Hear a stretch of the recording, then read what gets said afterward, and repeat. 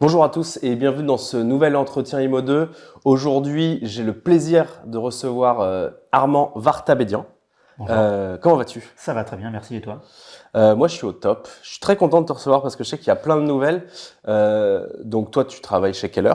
Tu peux me rappeler Exactement. ton poste chez Keller et ce que tu fais? Alors, je suis le directeur du développement de la compagnie Ok. depuis le lancement de la compagnie en janvier 2017. Ça doit être un travail intéressant de développeur chez Keller Williams parce que le développement est assez intense. Exactement, oui, on a beaucoup travaillé. Il se passe beaucoup de choses.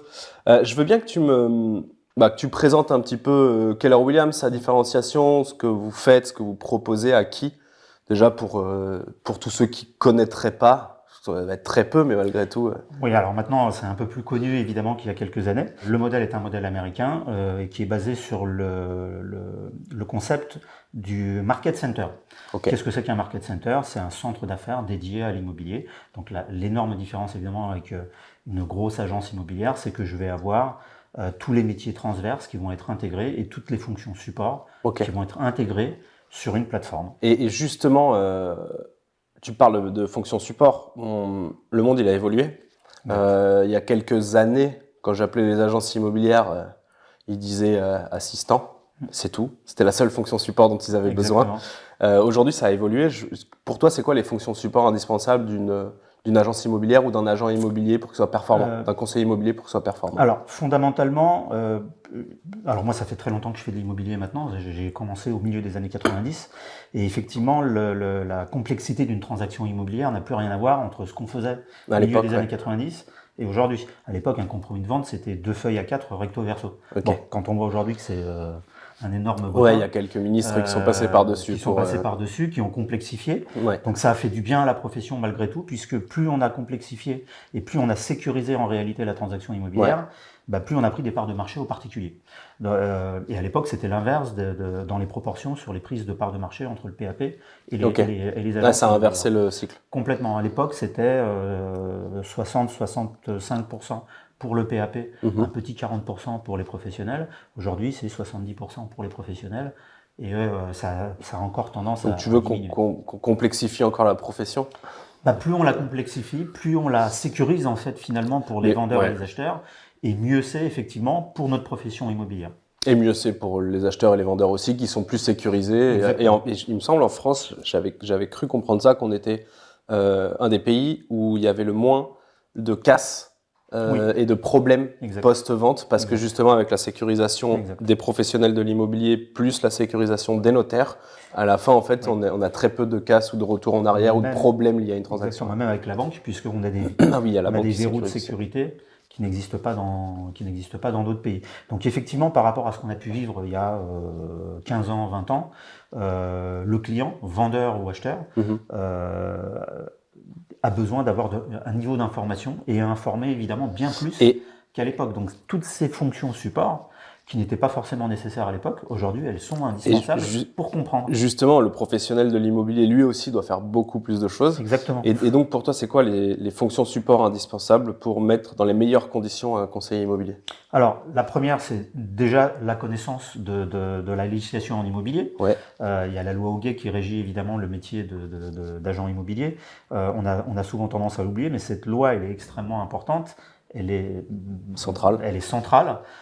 Et il faut parfaitement la connaître pour sécuriser évidemment déjà la transaction immobilière. Donc une fonction de support juridique. Juridique. Par exemple, dans tous les market centers, il y a ce qu'on appelle un MCA, un Market Center Administrator. Stylé comme nom. C'est sympa. Alors, plus compliqué à traduire en français. Ça fait presque YMCA. Alors, j'en profite. C'est un rôle central dans le market center puisque le MCA dans chaque market center vise chaque mandat. Chaque agent qui rentre un mandat dans le market center, chaque mandat est vérifié systématiquement. C'est le MCA qui tient le registre des mandats. Donc, si le mandat n'est pas conforme loi Hoguet, n'est pas conforme barème et n'est pas commercialisable parce que je n'ai pas les documents, le mandat est retoqué et l'agent doit compléter, modifier, refaire le mandat. Sachant que le registre des mandats est aussi quelque chose d'obligatoire évidemment. à vérifier. Donc, il y a une sécurité en plus et surtout, c'est du travail que n'a pas à faire le conseiller immobilier qui se concentre sur le travail de terrain. Il a surtout besoin d'être sécurisé sur le fait qu'on est dans un environnement extrêmement concurrentiel, que si le mandat n'est pas conforme, il peut être dénoncé, soit par le propriétaire, soit avec l'aide des confrères de temps en temps. Hein, ça peut être une forme de jeu qui s'installe entre tout le monde. C'est bien que chacun vérifie que tout le monde travaille correctement. Exactement. Alors pour ça, dans notre milieu, c'est plutôt bien. Ils savent le faire. Ils savent vraiment le faire. Donc ce MCA, il est là pour checker les mandats, il est là pour checker les compromis. Et il s'occupe parallèlement à ça de toute la partie juridique globale du Market Center, la comptabilité, le quotidien de la comptabilité. Et c'est le MCA qui paie les agents quand la transaction arrive au bout. Ouais, donc en fait, lui, il est vraiment central et il vient rassurer tout le monde sur qui, quoi, quand, comment, où et valider que. Et même rassurer, c'est aussi rassurant pour les particuliers qui viennent travailler avec un conseiller immobilier chez Keller Williams, puisqu'ils savent que derrière, il y a une fonction dédiée à la sécurisation de la transaction, notamment sur le point de vue obligatoire dans tous les market centers. Ok. Une autre fonction support Une autre fonction support, on peut prendre les programmes de productivity coaching. On est dans un environnement aujourd'hui où on sait qu'on aura peut-être plusieurs vies professionnelles et on a de plus en plus de gens qui sont en reconversion. Ces gens-là, quand ils souvent ne se rendent pas compte, déjà qu'ils puissent faire de l'immobilier, mais une fois qu'ils ont pris la décision de le faire, souvent il y a une appréhension en disant est-ce que j'ai le niveau, est-ce que je vais savoir, comment je vais démarrer, j'entends plein de trucs sur l'immobilier, etc. Donc toutes les personnes qui intègrent le Market Center, la compagnie Keller Williams, à partir du moment où ils sont considérés comme débutants dans la profession, ou même s'ils sont considérés comme négociateurs juniors, intègrent systématiquement un programme de productivity coaching avec des coachs qui sont là pour les entraîner, les guider, les accompagner et les mettre en production. L'objectif, c'est de travailler l'état d'esprit où il y a les deux. Clairement, les deux. Le savoir-faire et le savoir-être. Le savoir-être, beaucoup, parce que on est dans un environnement extrêmement concurrentiel et effectivement, faire quel que soit le métier commercial, c'est un ascenseur émotionnel. C'est ça, c'est que c'est constamment des hauts et des bas et il faut réussir à se remotiver, parce que il y a énormément d'inertie dans ce métier en fait. Oui. Et il faut lancer la machine et une fois que la machine elle est lancée, ça prend du temps. C'est entre guillemets plus simple et plus rassurant et on a moins besoin d'être accompagné. Oui, c'est comme si demain tu t'inscrivais dans une salle de sport, tu as envie de découvrir, je sais pas, la Zumba ou autre chose, ou même travailler sur les machines. C'est intéressant d'avoir un coach qui va te dire comment faire les mouvements, les bons mouvements, bien de les bonne faire, façon, pas de blesser. Pas de blesser et te motiver aussi parallèlement pour que tu puisses progresser à un moment donné. Donc dans chaque market center, il y a obligatoirement ce programme de productivité. Et pour une personne qui est plus junior, est-ce qu'il a aussi un accompagnement justement où il le voit moins souvent? Non, ils intègrent tous ce programme de productivity coaching. La seule catégorie entre guillemets d'agents qui ne va pas intégrer, ce sont les négociateurs confirmés, les agents confirmés, qui eux sont encadrés par une troisième fonction support qui est le team leader et qui est la personne en charge de la sélection et du recrutement du market center, mais qui encadre aussi les 20% des meilleurs agents du market center. Sur quels aspects? Vérifier que tout va bien. On est sur du management là. Alors on est même au-delà du management. On est sur de la préparation de construction de carrière. Les bons agents qui rejoignent KW ne rejoignent pas fondamentalement pour travailler plus. Ce qui va leur manquer beaucoup, et c'est certainement l'une des plus importantes différences avec une agence immobilière, c'est la capacité de progresser. Dans une agence immobilière, souvent tu es soit négociateur, parfois manager, mais sinon tu deviens patron. Et donc souvent les directeurs d'agences immobilières finissent par former leurs propres concurrents parce que les bons qui ont besoin et qui ont des velléités de progresser ne peuvent pas progresser. Ce que je dis souvent aux gens qui ont des agences immobilières, c'est d'avoir l'appel d'air pour les gens qui sont très bons et que ça serve à... Ils peuvent ouvrir une autre agence, mais ça, vous l'avez déjà intégré pour pouvoir faire monter... Exactement, c'est complètement intégré dans cet écosystème. Le Market Center fonctionne vraiment comme sur ce centre d'affaires, évidemment, mais c'est un écosystème avec toutes les fonctions support et tous les métiers transverses qui peuvent s'intégrer directement dedans. Donc, on va être capable de satisfaire tout le spectre j'allais dire, des agents qui rejoignent la compagnie, du débutant qui va être encadré très fortement pour lui permettre de démarrer dans les meilleures conditions évidemment, mais aussi les bons qui n'ont pas besoin qu'on leur explique ce que c'est qu'un mandat et comment on fait pour entrer un mandat, et qui ont besoin qu'on leur construise leur carrière, qu'on les accompagne pour les étapes numéro 2, numéro 3, qui sont de dire ok, je gagne bien ma vie, j'ai envie de progresser. Comment je peux progresser? Qu'est-ce que j'ai envie d'apprendre? Qu'est-ce que j'ai envie d'apprendre? Est-ce que je peux monter une structure à l'intérieur du Market Center qui va correspondre à ce que pourrait faire un négociateur qui voudrait monter une agence immobilière? Ok. Est-ce qu'il y a d'autres fonctions support qu'on a oubliées? Bon, j'imagine que les assistants sont toujours là, qu'il y a toujours des gens qui viennent sous-traiter. Les parties juridiques et administratives, enfin surtout administratives et les rendez-vous quotidiens et compagnie. Il y a 5 personnes dans un Market Center en fonction support. Il y a l'opérateur principal qui est le dirigeant du Market Center et qui a pour mission première de manager tous les différents services comme on pourrait le faire dans une entreprise. Dans n'importe quelle entreprise, il y a une direction des ressources humaines, il y a un service juridique et financier, il y a souvent des managers avec une direction du management, il y a souvent des assistantes commerciales. Bon, il faut bien que quelqu'un drive et manage toutes ces personnes-là. Donc ça, c'est le rôle du dirigeant. Et ensuite, tu as effectivement cette cellule recrutement avec ce team leader qui a pour mission première de recruter et de sélectionner les agents pour faire croître le Market Center, mais il y a aussi cette seconde mission qui est d'encadrer les 20% des meilleurs et de les accompagner dans les propositions de carrière qu'on pourrait leur faire. Donc ça, c'est le team leader. Ensuite, on a donc la partie le MCA, Productivity Coach et ce qu'on appelle les DOFI, qui sont les Directrices of First Impression, qui sont les assistants commerciaux du Market Center et qui ont une double casquette, assistance commerciale, donc ils mettent de l'huile dans les rouages, mais aussi beaucoup sur la partie community management aujourd'hui. Alors c'est la question, c'est là où je voulais en venir. Il y a aussi une partie justement très forte. Parce qu'aujourd'hui l'image qu'on renvoie sur les réseaux sociaux, sur Internet est hyper importante pour un conseiller immobilier. Donc ça c'est une fonction support qui est intégrée complètement. Donc les DOFI ont une sensibilité très forte au management vis-à-vis des réseaux sociaux, etc. Les agents aiment bien les réseaux sociaux, parfois à titre personnel. Ils ne se rendent pas forcément compte de la puissance des outils des réseaux sociaux pour la partie professionnelle. Et si on ne sait pas les alimenter en contenu notamment, ils ont du mal, eux, à le faire. Donc le rôle de la DOFI, c'est aussi de pouvoir les accompagner. De les accompagner là-dessus. Et d'amener du contenu. Soit de les autonomiser, soit justement d'amener du contenu pour pouvoir les aider. Pour qu'eux-mêmes puissent repartager derrière, etc. Ok, et j'imagine que la 5e, c'est la partie formation? Et c'est le Productivity Coach, évidemment, qui s'occupe du coaching et qui a en charge aussi une partie de la formation. En réalité, quasiment tout le monde va faire de la formation dans le Market Center, puisque la fonction support MCA, il y a du juridique, et donc quand on forme les agents, il faut aussi qu'ils aient les réponses aux questions, évidemment. La question qu'on me pose très souvent, c'est si je commence dans l'immobilier, où est-ce que je dois aller? Alors, moi, ma théorie, c'est qu'il y a ça dépend de la personne. Parce qu'il y a tout le monde est très bon, il y a aussi des très mauvais, je dis pas. Partout. Mais il y a pas mieux qu'un autre, mais il y a quand même une réponse à chaque question. Et la question que j'ai envie de te poser, c'est quels sont les 3 avantages pour toi d'aller chez Keller Williams par rapport à aller dans un réseau de mandataires? Ok, alors question extrêmement pertinente parce que en réalité c'est le cœur du sujet. Le modèle KW c'est un modèle interdépendant. Donc il vient se positionner entre le réseau d'agences immobilières qu'on connaît tous. La question pour les agences immobilières va venir juste derrière. Ah d'accord, ok. Et entre le réseau des mandataires. Vous êtes au milieu des deux. Entre les deux. Okay. L'intérêt évidemment c'est que aujourd'hui, si je prends les réseaux de mandataires, ils sont locataires de la marque pour laquelle ils travaillent.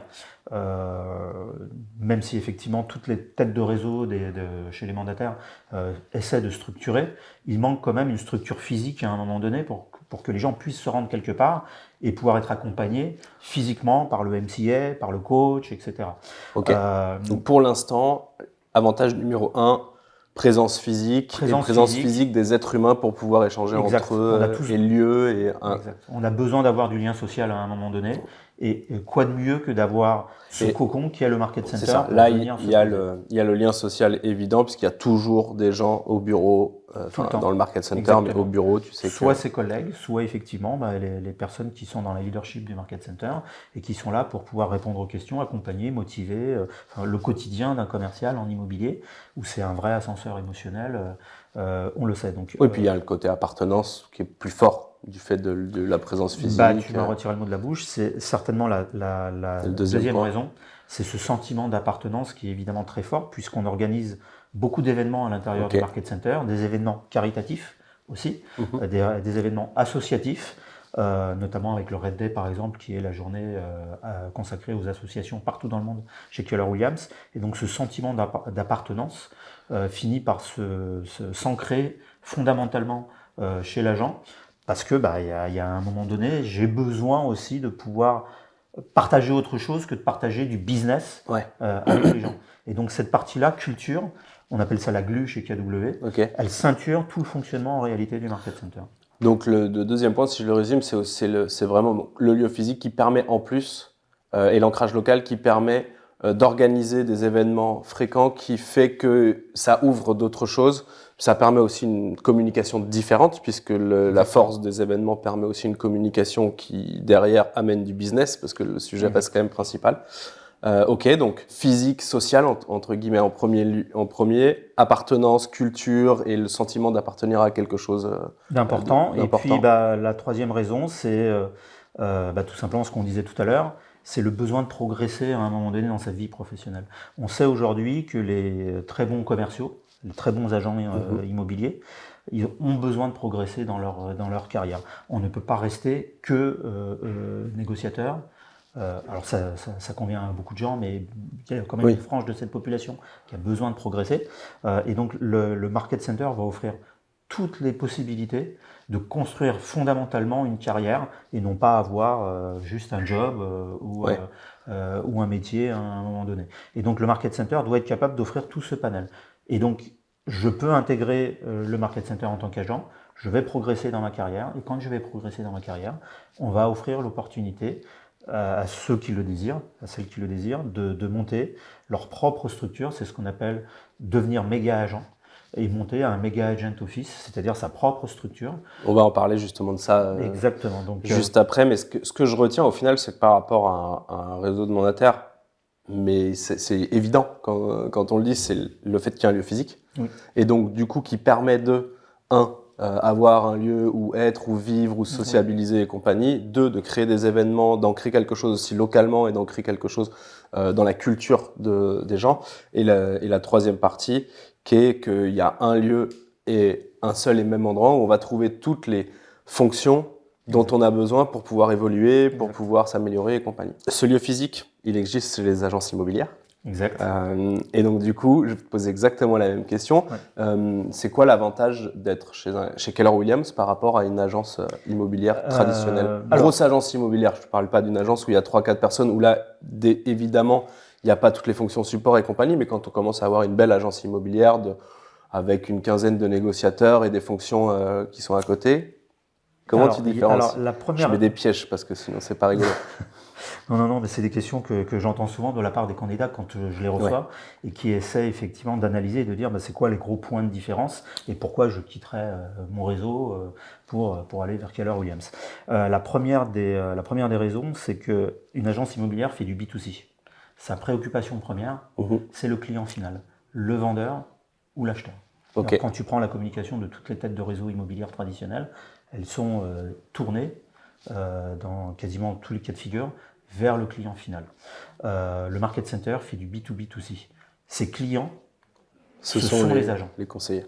Ce sont les conseillers. Leurs clients, ce sont les vendeurs et les acheteurs. Donc l'énorme différence avec une structure physique agence immobilière traditionnelle, c'est qu'on se préoccupe, nous. Alors ça ne veut pas dire qu'évidemment que les agences immobilières et les réseaux ne se préoccupent pas, mais ça n'est pas leur modèle économique. Leur modèle économique, c'est du B2C. Nous, c'est du B2B2C. Nos clients, ce sont les agents. Donc, toutes les fonctions support dont on parlait sont au service des agents pour leur permettre, eux, de développer leur activité auprès des vendeurs et des acheteurs. Donc, tout l'environnement du Market Center est dédié agent et non pas client final, par exemple. Je me pose une question. Quand tu rentres chez Keller Williams en tant que conseiller immobilier, tu as quelque chose à payer?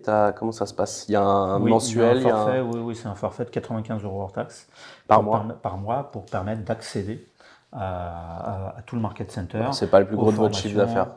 Non, c'est pas clairement avec ça que le market center. Parce que je me dis, si mon client final c'est le conseiller immobilier, mon objectif c'est de le faire payer le maximum. Non, à ce moment-là, il faudrait qu'on s'aligne beaucoup plus sur ce que proposent les réseaux de mandataires, où effectivement le ticket moyen mensuel est beaucoup plus élevé. L'idée, c'est de responsabiliser aussi.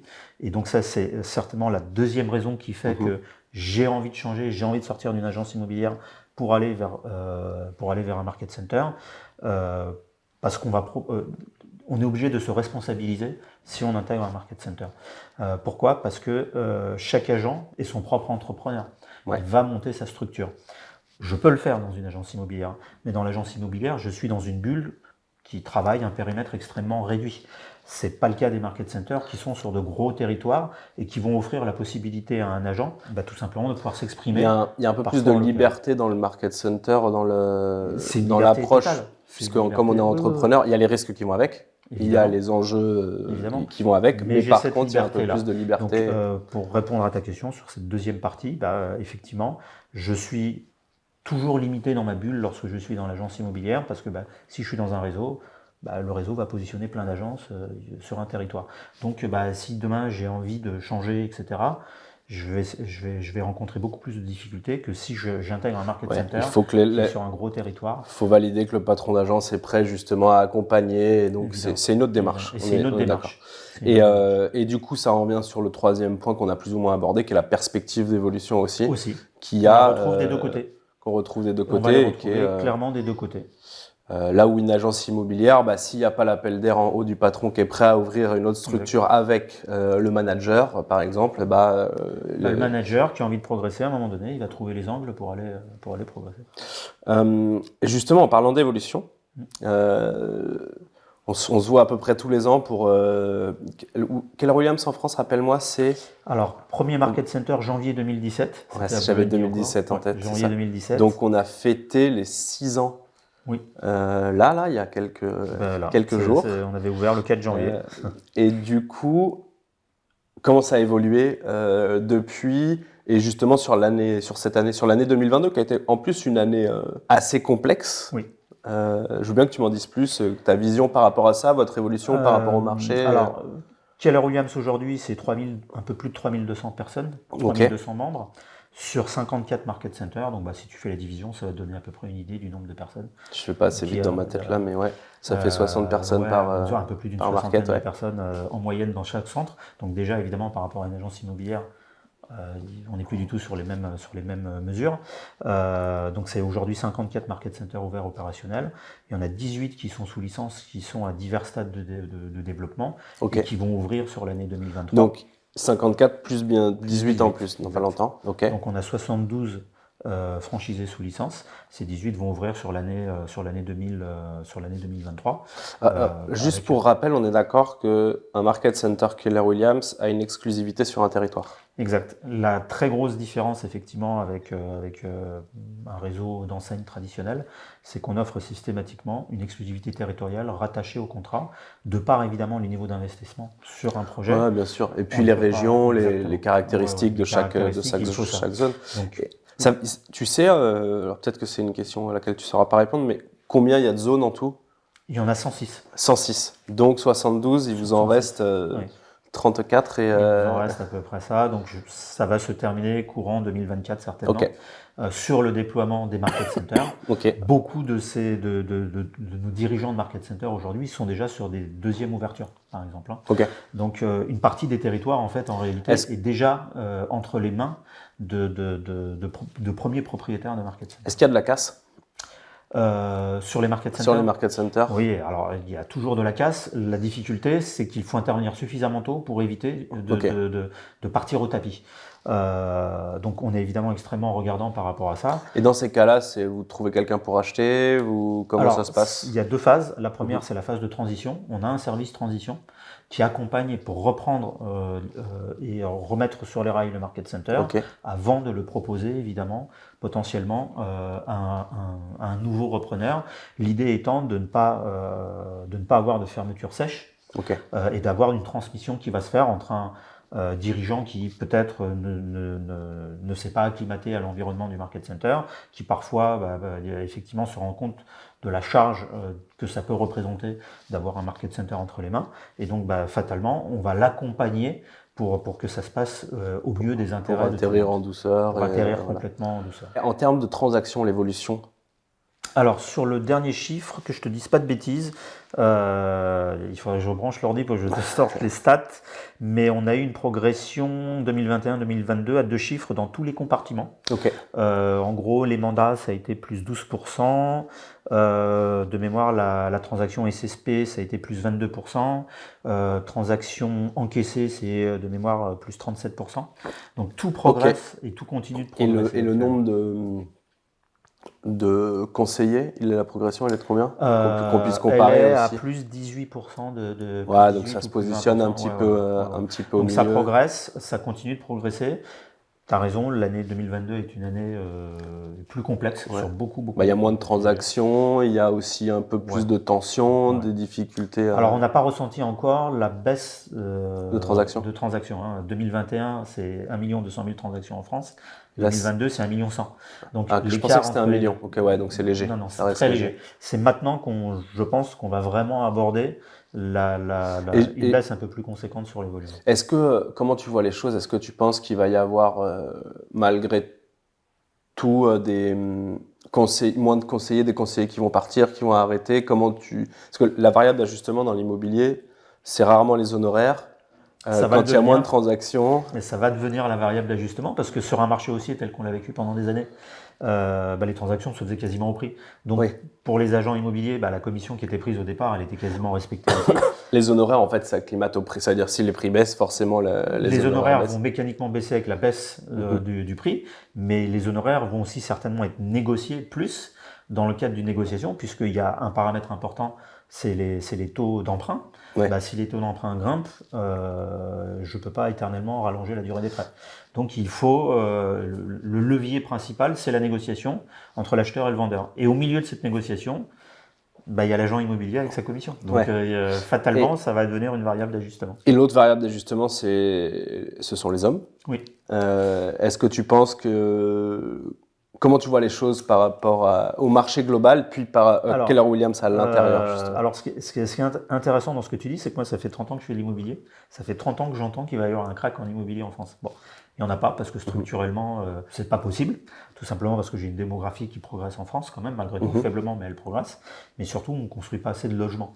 Donc, à partir du moment où on ne construit pas assez de logements tous les ans, mécaniquement, ça a un impact évidemment sur l'envie des gens de devenir propriétaires quand même à un moment donné, parce que les problématiques de retraite, de trucs, etc. se posent maintenant de plus en plus tôt pour les gens, mais aussi parce que tout simplement, s'il y a moins de biens qui sont construits, fatalement les gens achètent dans l'ancien, et s'ils achètent dans l'ancien et qu'il y a moins de biens disponibles, ça a permis de tenir les prix. Maintenant, effectivement, on va être dans un environnement très différent. Je vais faire le comparatif à ce qui s'est passé aux États-Unis. Sur la dernière crise, c'était la crise des subprimes, Keller Williams a doublé de taille pendant la crise des subprimes. Pourquoi? Parce que beaucoup d'agences ont mis la clé sous la porte aux États-Unis. Ce qui s'est passé en France pendant la crise des subprimes aussi. Il faut savoir qu'on a perdu des milliers d'agences immobilières en France. Et c'était les agences immobilières les plus faibles, financièrement. Oui, forcément. Par contre, les commerciaux qui sont dans ces agences, ils ont envie de continuer de faire leur métier. Et donc, ceux qui sont bons, ils vont taper à d'autres portes. Ils vont forcément aller chercher ailleurs. Et effectivement, on sent en ce moment qu'il y a cette amorce de conseillers avec lesquels on avait des prises de contact précédemment, qui sont en train de revenir maintenant en disant c'est peut-être le moment de changer parce que mon patron, soit parfois il est un peu âgé, il dit je vais profiter de ce moment-là pour dire allez j'arrête, soit financièrement c'est un peu plus j'ai plus envie de mener le combat. J'ai pas envie de mener le combat. Et donc forcément, ils sont en train de revenir vers nous. C'est intéressant ce que tu dis parce que j'entends beaucoup là des professionnels de l'immobilier qui disent que c'est difficile de recruter en ce moment. Soyez patients, ça va arriver et ça va être facile de recruter. Si vous êtes costaud, il y a des gens qui vont venir et ça va être plus facile de recruter. Oui, parce qu'il y aura des ajustements qui vont se faire. Clairement, dans ces phases de contraction des volumes de vente, le nombre d'agences immobilières se réduit aussi. Pour autant, les commerciaux qui sont dans notre profession, ils ont envie de continuer. Donc, ils vont pas tous dire allez, je vais changer de métier puis je vais partir. Ouais, bien sûr. Donc, ces gens-là, il faut être capable de les accueillir et on va être capable de les accueillir. C'est intéressant parce que moi, j'ai une grosse croyance que si tu te concentres sur la solidité de ta structure, chaque événement qui amène de la concurrence ou de la difficulté chez la concurrence te permettra toi de grossir parce qu'il y a un moment ou un autre, tu t'attireras tout le monde vers chez toi. J'ai même des amis qui disent très simplement, j'aime bien quand il y a des nouveaux conseillers qui viennent dans mon secteur parce qu'au bout de 2-3 ans, on identifie quels sont les bons et ils finissent par venir chez moi. Exactement. Et c'est un peu la dynamique que vous avez chez Keller avec les market centers. Et c'est votre rôle que de les identifier en concurrence avec les très bonnes agences et en concurrence avec les très bonnes équipes de mandataires. Exactement, des deux côtés. Et il faut être capable de pouvoir accueillir tout le monde. On n'accueillera pas tout le monde puisque, effectivement, beaucoup des personnes qui sont dans les agences immobilières n'ont pas forcément le profil pour aller vers cette responsabilisation qui est de devenir quelque part son propre patron. Dans une agence immobilière, j'ai toujours mon patron qui est assis à côté de moi, et puis parfois, cette structure-là, dans une petite unité, me convient parfaitement. Ouais. Le fait de changer radicalement, parfois déroute aussi les commerciaux quand ils nous rejoignent au départ, parce que il faut qu'ils se prennent en main. C'est plus la même manière de travailler, c'est plus les mêmes responsabilités, c'est plus les mêmes... Exact. Et justement, ça me fait penser à quelque chose que vous avez lancé récemment. Il y a 2 choses que vous avez lancées récemment. Les méga agent office, c'est ça? C'est comme ça que ça s'appelle? Est-ce que tu peux m'en dire plus? Parce que j'ai l'impression que ça va aussi un petit peu dans ce sujet-là dont on est en train de parler, de peut-être d'accompagner des agences immobilières ou des équipes de mandataires qui veulent changer, qui voient que... J'ai eu un coup de fil dernièrement d'un ami qui me disait « c'est un peu compliqué pour moi parce que je dois gérer l'humain, je dois gérer les outils, je dois gérer la com, je dois gérer la formation. » Et en fait, tout ça, ça pèse. Et du coup, vous avez lancé quelque chose avec les méga agent office pour ce type de structure, justement? Oui, aussi. Est-ce que tu peux m'en dire plus? Alors, effectivement, le déploiement s'est fait en 2 phases. La première phase, c'était positionner les market centers sur le territoire, sur de grands territoires. Donc, il fallait mailler quand même, malgré tout, quand même, la Là, aujourd'hui, vous êtes arrivé à 60% de vos objectifs. On est à 60-70% d'objectifs. Ouais. Donc, à partir de maintenant, on peut commencer à déployer ces méga agent office. Donc, les territoires de chaque market center étant très grands, on est amené à rencontrer, les market centers sont amenés à rencontrer aussi des dirigeants d'agences immobilières qui se posent la question de dire, quand ils sont indépendants, est-ce que je rejoins un réseau ou est-ce que je rejoins KW, par exemple? Qu'est-ce qui va faire qu'ils vont dire, tu l'as dit très bien, quand je suis patron d'une agence immobilière, je suis psy, je suis assistante commerciale, je suis directeur de la communication, je suis manager, je suis DAF, parce qu'il faut que je fasse ma comptabilité, mon truc, etc. Donc l'idée, c'est d'essayer de soulager au maximum, évidemment, en apportant le soutien du market center. Donc le Mega Agent Office, en fait, c'est une structure avec 2 options possibles. Soit c'est un agent du market center qui décide de monter sa propre structure. S'il reste dans le market center, il devient méga agent et il loue un espace du market center. Donc il y a une exclusivité sur le lieu où il travaille aussi? Évidemment. Ok. Donc c'est ça le sujet, je résume pardon, pour qu'on comprenne bien, c'est que le méga agent office, c'est un lieu non physique qui est réservé sur une zone pour une équipe et qui est lié à un market center, moyennant un échange de chiffre d'affaires entre le market center et les 2 paramètres les plus importants, c'est qu'il n'y a pas de droit d'entrée si je monte un méga agent office chez Keller Williams et il n'y a pas de royalties. Donc c'est un deal entre la structure, ça peut être une agence indépendante qui est localement très connue, mais qui n'a pas envie de rejoindre une enseigne pour les raisons que je viens de te donner, mais qui a besoin de s'adosser quand même à un groupe, parce qu'il a besoin de former ses commerciaux, il a besoin de se déployer, il a besoin d'avoir des outils tech puissants. Et donc à ce moment-là, ils vont avoir une souplesse dans ce contrat qui est un contrat de partenariat. Là, typiquement, j'ai une agence physique avec des bureaux, je change juste, je sais pas, le campus immobilier, by Keller Williams, je vais garder le nom de mon agence et je vais y rajouter by Keller Williams. Et du coup, j'ai accès aux formations, aux outils technologiques, au support juridique, au MCA, à tout ce dont on parlait tout à l'heure. Exactement. L'idée, c'est vraiment de laisser le dirigeant de son agence immobilière, patron de son agence immobilière, mais de l'adosser avec une souplesse, puisque c'est des contrats d'1 an renouvelables, et ça permet aux uns et aux autres, si ça va dans le bon sens, de renouveler, si ça ne convient pas à l'un et à l'autre, de pouvoir changer, mais ça permet de mailler. Et tous les ans, je peux dénoncer le contrat en disant, écoute, ça ne m'intéresse plus, j'ai 0 investissement, donc je peux juste tester, 2023, là ça va être plus compliqué, 2024 ça repart, je m'en vais de Keller Williams, Les gens sont libres de faire ce qu'ils veulent. On commence à voir les premiers MAO qui se déploient. On va en faire certainement une 50aine cette année, sur l'année 2023. Et ça va commencer à se déployer vraiment partout sur le territoire. Autre chose dont tu m'as parlé aussi, c'est la gestion locative. Je Oui, me suis toujours The posé Rent. la question pourquoi les réseaux de mandataires, alors ça commence à arriver, hein, pourquoi Keller Williams ne mettait pas la gestion locative alors que c'est des métiers qui sont complémentaires, mais au final vous êtes en train de On a monté proposer quelque chose. On a monté la filiale, évidemment. Alors pour plusieurs raisons. La première, parce qu'effectivement, on a des market centers qui, lorsqu'ils nous ont rejoints, étaient déjà des faiseurs. Ils faisaient de la gestion locative et donc ils gardaient leur marque à côté. Ils gardaient leur marque à côté. Donc ils peuvent très bien le faire aujourd'hui, c'est pas un sujet pour nous. Ils vont rester sur cette lignée-là et eux ne vont pas forcément être concernés par The Rent by KW. Par contre, on a aussi des market centers qui n'étaient pas spécialisés, avec des dirigeants qui avaient des agences immobilières et qui n'étaient pas spécialisés sur la gestion location. Et ça coûte de lancer un service de gestion location humainement, financièrement. Et donc, à ce moment-là, on leur propose ce système de nourrice. Ils restent propriétaires des lots, évidemment, qu'ils amènent à The Rent. Ils pourront donc les récupérer à un moment donné. Mais en attendant, pour leur apporter de la souplesse et leur éviter d'avoir des frais qui vont venir gonfler le business plan du market center, ils vont être mis sous nourrice. Eux, ils s'occupent simplement de la partie transactionnelle pendant un certain temps de la location, c'est-à-dire la mise en location, la relocation, qui est plus ou moins la même chose, et l'entrée de mandat de gestion.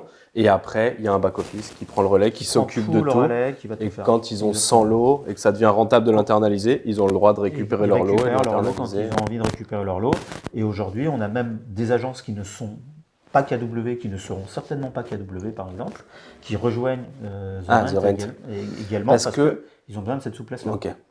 C'est aussi ouvert à d'autres marques. C'est un service de nourrice en fait, qui est géré par Keller Williams, mais ouvert à tout le monde. C'est intéressant, j'ai encore plein de questions, mais comme tu le sais, le temps sur Internet est compté à tout le monde. Et j'ai plein de questions, notamment sur la tech, parce que je sais que vous êtes une boîte très tech, notamment avec les États-Unis qui sont derrière, et pas que, il y a aussi des initiatives en interne. Ce que je te propose, c'est qu'on en discute un peu en off après, hors caméra, et qu'on écrive sur ce sujet-là. Je sais que tu as des annonces à nous faire, je sais qu'il y a plein de choses qui vont sortir. Je sais que, j'imagine qu'au siège, vous êtes tous en train de regarder ChatGPT et vous dire mais comment ça se fait que ce truc incroyable est en train d'arriver, comment l'intelligence artificielle va révolutionner tout ça. Alors évidemment qu'on est sur ces sujets-là, et pour l'anecdote, aujourd'hui il y a beaucoup de monde chez Keller Williams France. On est un peu plus de 95 personnes avec KW France et ses filiales. La partie où on a le plus de monde, c'est la partie tech. On a 17 personnes qui ne travaillent que la tech chez Keller Williams. Donc c'est beaucoup de monde qui réfléchissent et qui phosphore en permanence évidemment à toutes les éventualités et puis toutes les évolutions évidemment qui sont en train d'arriver dans notre milieu, qui est en ébullition aussi finalement. Ça bouge tout le temps. Et du coup, je te propose qu'on prenne vraiment du temps pour écrire sur ce sujet-là parce que c'est hyper intéressant et il va se passer beaucoup de choses. Et je pense que l'immobilier va beaucoup plus changer pendant les 10 prochaines années qu'il a changé pendant les 10 dernières. Exactement. Ça va aller très vite. Et votre vision va être hyper intéressante. Merci pour le temps que tu nous as accordé. C'était très riche, plus que ce que je pensais. Donc tant mieux. Merci à vous de nous avoir regardés. Et je vous dis à très bientôt sur Imo2. Et voilà, au revoir. Ciao. Très vite. Au revoir. Salut.